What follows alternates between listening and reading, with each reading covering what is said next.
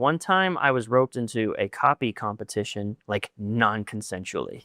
So I was at Wealth Press, and Connor, the publisher, and Rob, the other copywriter, set up a copywriting competition. And then when the submissions came in, like all 84 of them, they decided that I was going to be the judge after. Like, oh shit, Kyle will figure it out. And I did actually, but here's how I did it, is I just read the first 4 lines of all of them. Yeah. Because I knew what has to happen in the first 4 lines. And what ended up happening is I had to pick 3 winners. I could only pick 2 because I wanted to see what's in it for me in the first 4 lines. I need to know why we're here, why you're talking to me in 4 lines. And if I didn't, I would exit. So that made my whole review process very quick. I got through them all and I could only find 2 winners. I had to go back and extend it to 6 lines to find the 3rd winner because nobody would just get to the point in 4 lines. So jumping into this one, let's read this first one. If you have 1 million or more saved and you are worried about running out of money in retirement, then this might be the most important financial presentation you ever see. Fine. I mean, like, we getting right into it. We know why we're here. Look at this. So there's like a visual pattern interrupt. Take a look at this. Look at this. Recently, economists from Stanford University and the International Monetary Fund published research that proved some wealthy people earn returns that are up to 18 percentage points higher on the same types of investments as everyone else. Okay, so if you are in or nearing retirement with 1 million or more saved, you need to pay close attention, and here's why. Okay, so right here, I feel like I've got a couple pieces of feedback. Again, the first line, so when it comes to pattern interrupt, so we talked about this, my formula is pattern interrupt, trigger BS, credibility. Still love that one, yeah. And demonstrate results. You can swap, like some people go straight into the results and then drop cred after, but those 4 things need to happen first before anything else. So is there a pattern interrupt? I would say, sure. It calls out the audience, says you need to pay attention. Immediately, it says, economists from Stanford University and the International Monetary Fund published research. Some wealthy people earn returns up to 18% higher on the same investments. So it's like, we were just talking about running out of money and having 1 million saved. The next line needs to be, this thing makes thousands of dollars a month for anyone with $1 million, like enough to live on, like $5,000 a month. With this, so the next thing needs to be, you need to tie those into some sort of mechanism or opportunity, force of nature. It needs to be, recently Stanford University found a special type of investment for folks over $1 million in net worth that could allow them to continually not only generating income into retirement, but continually growing their wealth even as they're spending it. I like that line, yeah. So you need to go with something that's in this first line, the $1 million and the running out of money thing. So I tied both of those in. But then also, I need to introduce something new. So there is something new, sorta. As soon as he said, some wealthy people earn returns, you start to lose me. 18 percentage points higher on the same types of investments. We got what I call double mumbo jumbo. All right? That means you've introduced 2 veiled concepts that I don't fully understand in one line. Some wealthy people earn returns. It's too vague. On 18 percentage points higher on the same types of investments as everyone else. There's too much happening right there, and none of it's concrete. A lot of cognitive load to process that stuff. Right. I do like, what did they do good? They called out the audience, and they used credible sources, Stanford and the IMF, right out of the gate to say this is real. What they didn't do a good job of is locking down a concrete mechanism or opportunity. And by doing that, they would solve the second problem, which is I need to know there's some sort of new mechanism, new way, new discovery, new opportunity. And they did say recently they published research, which is kind of a hint at new, but it gets lost in all the other stuff. Yeah. And so, again, like we were talking about this earlier, like if this is broken, there's no power word I can give you on the next couple lines. There's no the source, the roots are too shallow. The tree will fall over, whatever the hell you want to call it. So there's nothing I really do beyond that. I will say, though, here's why. This barrage of questions after, this would be one of those things where I would say, like, you wrote this. Why the fuck is this right here? I would be like, unless you can show me in all your swipes, they always have a barrage of questions at this moment. This seems very foreign to me.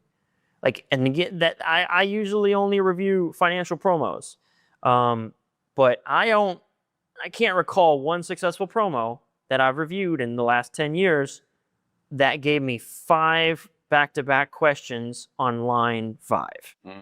That doesn't make any sense. Where did that come from? It doesn't fit again, if I picture myself as like an AI, all the knowledge bank and database that my AI would be pulling from my brain, this would never be produced.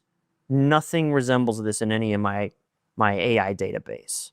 So that would be like the next thing. You reckon maybe like this kind of ideas, when I look at this, it looks like an idea that maybe someone would put in a lead, like 1 or 2 questions at the beginning of a lead. But now we've got like almost a double, like the idea behind this is to double pull attention, but it's like we got a better idea at the beginning already. So it's just fluff. Well, here's the other thing that I predict is happening is this is, I would guess that this is insecure copywriting. And what I mean by that is they didn't feel secure that their hook was hooky enough. And so they just threw 5 more hooks and one of them was repeat. Compensation copy is what I call it. What do you call it? Compensation copy. Compensation. Yeah, it's what it is. It's insecure. So you're overcompensating. My hook wasn't strong enough.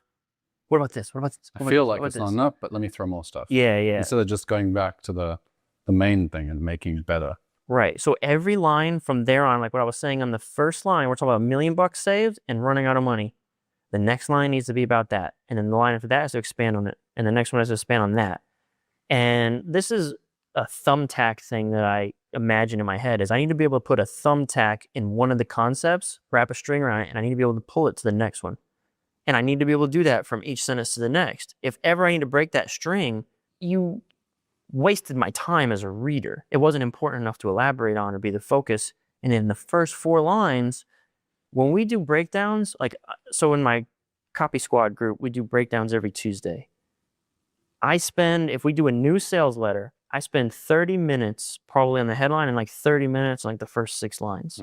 I spend like an hour before I even get into the copy because it's right now what we're doing, we could talk about these first 6 lines for the next hour. But that's because they're that important. You're setting the stage right now. I need to know why we're here and I have to make the decision. So if like you mentioned someone submitted copy in like a dating program, right? So if you're doing pickup and dating stuff, like there's a direct approach and an indirect approach. If you do a direct approach, you walk up, you say, hey, I think you're pretty. Well, then the girl has to make a decision right there. Like she's already been like sort of propositioned and she's like, okay, well, I have to make a decision right now. I can't really get more information. I can't really decide if I like your personality or like you're basically saying choose. And she's just probably going to opt to no. She's just saying no. It's like the easy way out. So it's like if you aren't giving me something in the lead right away, if you make it so easy for me to be like, I was too confused. I don't know if this is for me. I don't know. And what you can do is just make it so damn appealing that you don't have to do this 5 questions like, would this work? Would this work? Would this work? That's really what it is like you got to make it so appealing. And the way that you would do that is be like, sure, it's only going to talk to people over $1 million, which is a small segment. But basically make it like one of the things that I said was like, not only will it sustain your income and sustain your lifestyle as a net worth over $1 million person, you'll actually grow your wealth. I like that idea. Right? So it's like, oh, fuck. Well, a millionaire likes wealth. They're going to want to know how to sustain that lifestyle and grow it. I mean, okay, tell me more. And what really more realistically is going to happen than, okay, tell me more is bullshit. I know all the different investments. Because I'm a millionaire. Yeah. And you'd be like, look, that's why Stanford University just published new research saying, X, Y, Z. And now the International Monetary Fund, something way bigger than even universities or scholastic journals, is digging in on this too. Like, There you go. Big guys piling in kind of stuff. Yeah. I like that idea. Right. Yeah, there you go from earlier. Same job. Yeah. And the way that the texture of it. So again, like you'll say something, I use the word like even the International Monetary Fund, you know, they're not just like dabbling in research. So, okay, here's another big guys pile in or credibility. So if we're doing pattern interrupt, trigger BS, credibility, I just sort of did it on accident. And again, it wasn't because I was creative, it's because of muscle memory. Hey, if you're a millionaire and you're worried about running out of money, there's a brand new type of investment that dominates, destroys other investments. Not only will it sustain your lifestyle, it'll actually grow your wealth into retirement. Stanford University has already published research on this. And even the International Monetary Fund, now here's the next thing, comma, I would say something like, literally, I'd say the International Monetary Fund, comma, the group, so here's what you could do. You could say Stanford University, one of the most respected economics schools in the blah, blah, blah in the country, said this. So notice that comma, Stanford's credible, but I would texture. I'd add layers. I'd say Stanford University, comma, home of one of the most respected economics schools in the country, comma, has researched deeply into this and found this, you know, find that from their abstract on the journal, this outperforms virtually every asset class. Even, then I see, now when I want to add something, I don't want to just be like, and this, and this, and this, and this. What I would add for IMF is I'd say, even the International Monetary Fund, comma, responsible for, I don't know what they do. So maybe they're responsible for dictating monetary policy has concluded, colon, something cool about this asset class. Yeah. Boom. Right there. None of your own words. It's all just taken from what they're already saying in previous promos. And the other thing, dude, like I didn't make any of that up. I know the structure. I did it with the research. Everything I said came off of a Google Doc that, you know, I looked at the IMF website, I looked at Stanford, I copied it, I pasted it. You know, like these are all facts. Yeah. It's all research, it's not my creativity. The only creative thing I did was, how do I make it fit the structure? Which also wasn't creative. The structure was the structure. Pattern interrupt, trigger BS, cred, and then demo results. So how would I demo results for something like this? I didn't read past this, but you could say something like, you know, Carl Icahn has already jumped all over. This is also big guys pile in. Has already jumped into this too. Has jumped in to add another $10 million to his hedge fund's bottom line. And Bill Ackman went on record to publicly say, like, he's putting in another gazillion dollars or something like that. And one of my good friends, right? Another little social. My good friend Warren Buffett has already brought in $1 billion thanks to check it out. My good friend, comma, Warren Buffett, comma, the Oracle of Omaha, one of the most, and here's the thing, you have to tie it to this thing. So you'd say, my good friend Warren Buffett, one of the wealthiest men in, you know, what I want to say is like, he's wealthy and maintaining his lifestyle, right?